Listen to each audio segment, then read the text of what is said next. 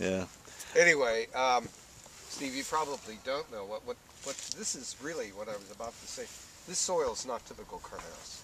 This is an old over there. Yeah, that doesn't have the That's clay. kind of exactly that's tailings when we dug a reservoir, but this is an old stream bed down through here, and you can disc at any time of the year. And if you came out here in the springtime, even into summer, we still had oats out here that we were letting go to seed. You'd never do that in Carneros because you could never disc it. Right. It would never go under. You know, you had one opportunity of 10 days, 2 weeks, and in this case, you can just come out here and it's you can do tomatoes if you could get some sunshine.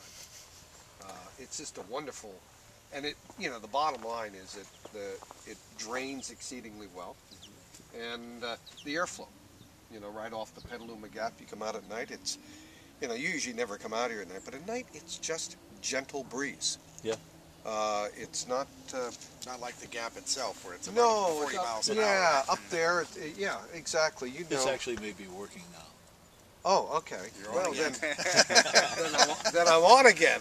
Yeah. All right. So anyway. But it's good. You've been good. You've been on all the time. I have. This is a big day for me. So anyway, the Las Brisas Vineyard was planted in 1996, and so it's kind of in grape industry. It's over its teenage years and it's kind of settling in. This is 2012, and the harvest is going to start in about 2 weeks, and it's going to be it's going to be a super vintage. The weather, I think if you talk to anybody in the industry this year on the North Coast, it's been absolutely perfect weather, and no complaints. If the wine doesn't turn out good, you screwed up. Yeah, no, they're already at 20 20 bricks, and the seeds are beginning to mature, and acids are holding, and yeah, and it's a nicely balanced crop. You know, as you look down the rows here, I don't know what you can see, but you don't see any growth. It's quit growing here about 3 weeks ago, and it's now turning, and we'll start to see these leaves begin to kind of dry up. These are we call our basil leaves. When we hit around 22 bricks, it should start to dry, turn yellow, and you'll start to see the fruit, get close to harvest. So we're predicting here that maybe about the 12th to the 20th of September, we'll be pulling fruit off. So for Brehm Vineyards. For Brehm Vineyards. Of course. Now, Connor, you're going to be bottling the 2011 or 2010? 2011. 2011. Yeah, and that was a tough year. That was one of the toughest years we've had. Yeah. It's the worst year. The worst year. Worst year, but I'm happy with the wine. Wine turned out Yeah. real nice. Very much more, like earthy Burgundian style. But I got the same in 10. Yeah. But I'm thrilled with it. It's great. Well, that it's a says very one thing: balanced how I wine. take care of Peter. Yeah. Yeah, that's right. That's true. He does Yeah. take good. He takes good care. Francis has been a friend of home winemakers and small wine makers ever since I've known him, which does go back to 72, 73. You were coming out of Esquin somewhere along that time. I don't. Yeah, actually, Connoisseur Wine Imports. Connoisseur. Yeah. Yeah, but they were both competitors within a couple of blocks of importing companies. Yeah, you're right. But we really do like customers like you that focus. We have a lot of little wineries that sometimes in our business we get caught up in the logistics, and we like being able to move fruit in quantity, and the consequence of that is sometimes we forget that it's people like you who really kind of focus on the vineyard and craft a different product. It doesn't go into a great big tank and end up, everybody says, that's good, here's your check, goodbye, thank you. And in our case with you, we get to taste the product, and I get to come back to New York, and next time we're down at the Gotham Hall. Yeah. There is a Gotham Hall in New York.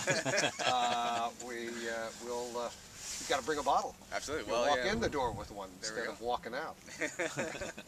Well, yeah, we're gonna bottle in about 2 weeks, so I'll definitely send you some bottles out here. Yeah. So it turned out good. It's challenging vintage. I think the Pinot Noir from out here definitely fared better than a lot of the later ripening stuff, which the vines just shut down, just stopped.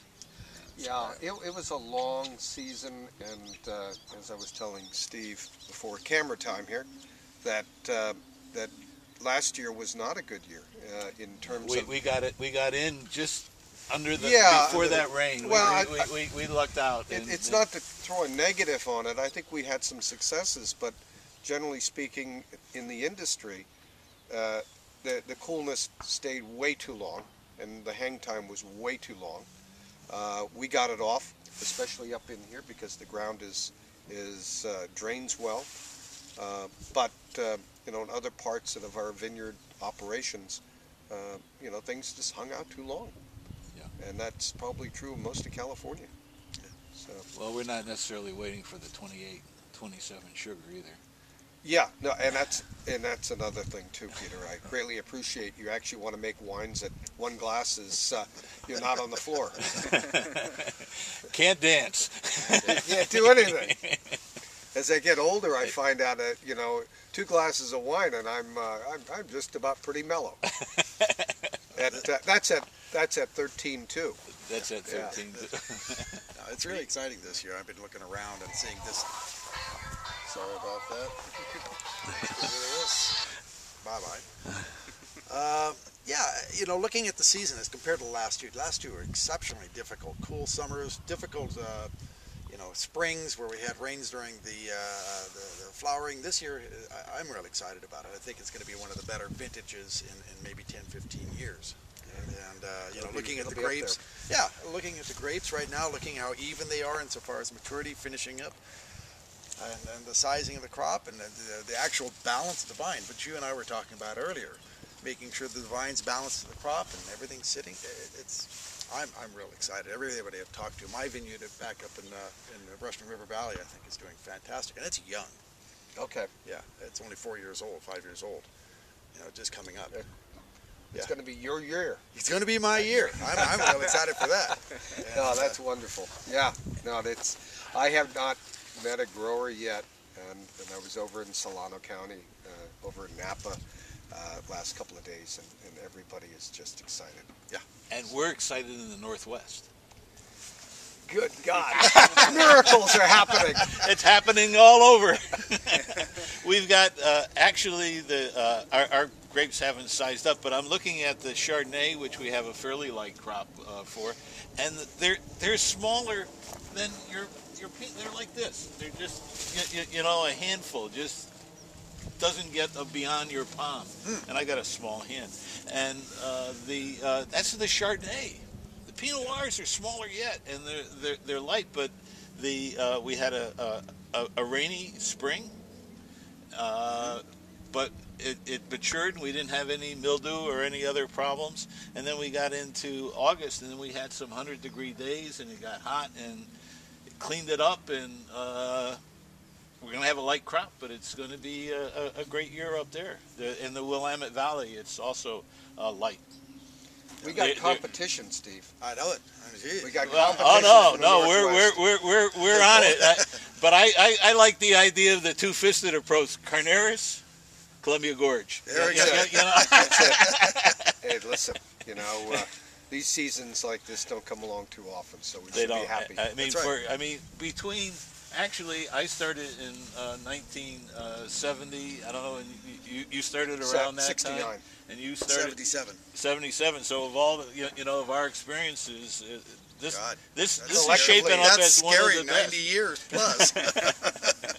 God, only if I knew something. Jeez. Well, that's one of the joys of discovery. When you discover something, you realize how much you don't know. Right. More you realize how little you can do. Well, that's right. It's exactly that. You say, oh my God, there's so much more. Do I have that many years left to learn it all? Yeah. No, they were always learning, and it's always different. So but this is a great start for the vintage.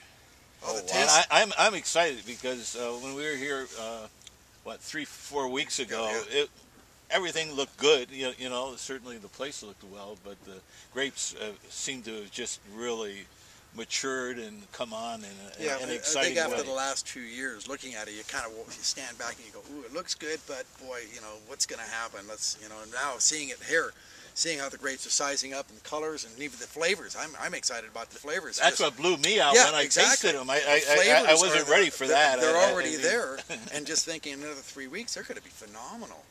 And so, there's a little bit of, oh geez, let's hold on, knock on wood. Yeah, now we start watching the weather and going, oh my God, yeah, oh my God, yeah. Make sure it doesn't rain. And that's the 10-day other thing. forecast from now looks great. Let's just keep watching. Well, these cool mornings like this is what the Carneros is famous Sun's for. about ready to break through. This is what the coastal California does best. This is what we put in our advertising. This is kind of like when we talk. Right. This is what, even if it's not happening in the vineyard, we're still talking that this year it truly is happening in the vineyard. So we've got a great year. Well, like they said, if their wines don't turn out, it's we got somebody else to blame. The maker. Yeah, not our fault. Well, it's great to be here, Francis, and it's great to have Connor with us too. I'm really excited. All the way about from that. Brooklyn. From Brooklyn. Great. Brooklyn Winery. Give it a try. Humidity levels out there on the vineyards out there, as always. It's just it's a constant battle. But this year's actually looking great too for them. For It's been warm though, hasn't it? 2 weeks earlier than usual. Very clean season so far. But still thunderstorms. You get just a 2-inch drop of rain. Bam. I was talking to Turtle Creek up in Boston, and he's getting a lot of grapes from New York. And everybody's now looking at the Caribbean. Yeah, I'm listening to it. I'm like, oh no, it's been good. And that was the thing. I'm from Connecticut, and Wright, the fellow with Domaine Chandon up here, we used to get together about putting a vineyard in Block Island, or I've even thought of going out to the North Fork, and I mean that's my home country. I used to run boats and fish Long Island Sound, but these hurricanes. I mean, I've been there when there's been 3 in a row. One right after another, and that hasn't happened in a long time, but that's what turned me off, besides the humidity. We got one last September, the hurricane. It ended up not being as bad as it was going to be, but it was, evacuations and all that stuff. That's and right. It was just I I remember was that. like, it's done, but the canopy held, and it just never stopped raining after that, though. It's like, Well, what can happen, too, it can pick up salt and bring the salt into the vineyards. Really? It's on the North Fork, it's right there. I can imagine. What were you talking about the Caribbean?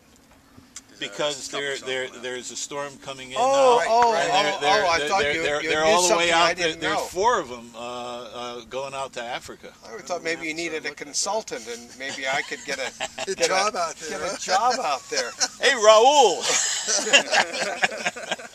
Can we plant grapes? Yeah, right. Last year was tough out there. The Cab Francs out there just never knew green flavors until last year in New York State. Red wines, they're green. Green bell pepper. Just beyond that, beyond that. It's just they're starting to turn now in barrel. They're starting to kind of soften out, but bind up a little bit. This year? Did somebody come in? I thought I heard a car move. That, right? I did too. Well, I mean, I'm spoiled.